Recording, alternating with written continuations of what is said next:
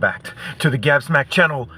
After many years and all these different social media channels we've gone through, now we start again from scratch on another one, and that is the way it's gonna be. So welcome, pleasure to see you. What am I talking to you about? It sounds like I'm talking to you about someone getting screwed over buying a car, but as always there is a much deeper meaning if you can find it, or multiple meanings. Now I'm going to tell you what happened and then tell you what happened in the past and why they're actually the same thing.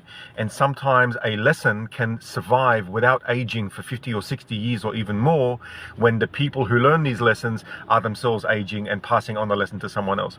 Now, I remember when I was 10 years old, and it was the 80s and or the early 90s, and there were pretty much, most of you who weren't alive then would be shocked by how it looked, because most places you went, it was men. In every store, it was men. If there were women, they were secretaries. And I'm not kidding about this. Like, the world has been flipped on its head over this past years of growing up. Now, I was in an unusual circumstance, for those of you who don't know, that I had a mother who was the captain, or what you might call the boss. She, in the 80s, was one of probably the only women who were able to, with her temperament, her personality, her upbringing, her strong father, her opportunities, extremely tough, and would be very unusual that a woman would be going to buy a car at that time.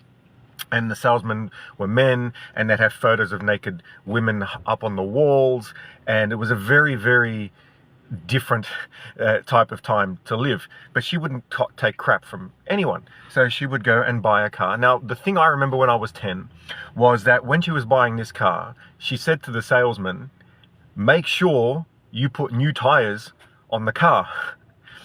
And by this time in the negotiation, the guy realized that he's not dealing with what he thought was a normal woman back in the 80s, because back then they had a picture that all women were like this or like that or whatever. And it was quite fascinating to watch. As a kid, I didn't know any better. I just thought, why?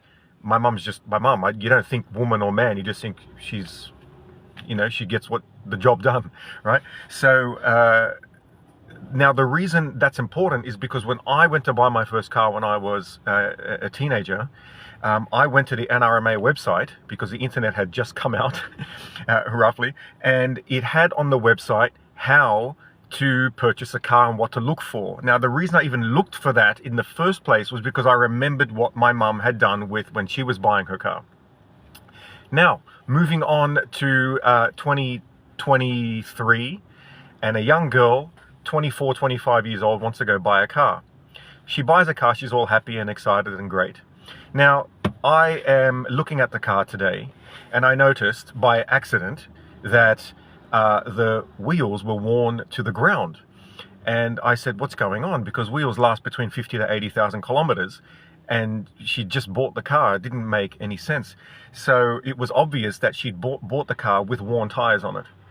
Now, she was devastated because she assumed, as people do when they're young, without foreknowledge of people's sort of mentality and lack of ethics in business, that she would get new tires because she just bought the car, so the tires should be new, right? Like, you just automatically think that's like going to a shop and buying shoes. You don't think that the soles are worn, right? So I had to explain to her that no, actually they screwed you, and she wanted to say, oh, what can I do? Can I do anything about it? I said, no, actually the laws are pretty much designed in a way where you're buying a used car, you bought it, and specifically for these type of situations. So what happened was that the person selling the car was a male, and they saw this young, someone in their mid-20s, female, and they made a judgment, and sadly, they were right in this case.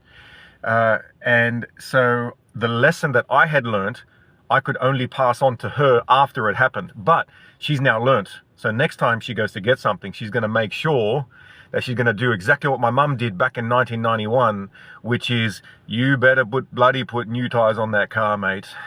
So there's the lesson. The lesson survived. It died, came back to life, and it's still here, and now it's being passed to all of you. Many of you might know it, many of you might not. And who knows, maybe then you'll remember that lesson, or get screwed and go, oh, that's right, I should have done that. And then maybe pass it on to someone else. So the lesson lives on. I was 10, now I'm not. And that's it, mate. Time doesn't move the same for different things. All the best. Talk to you later, and don't forget to take life one smack at a time.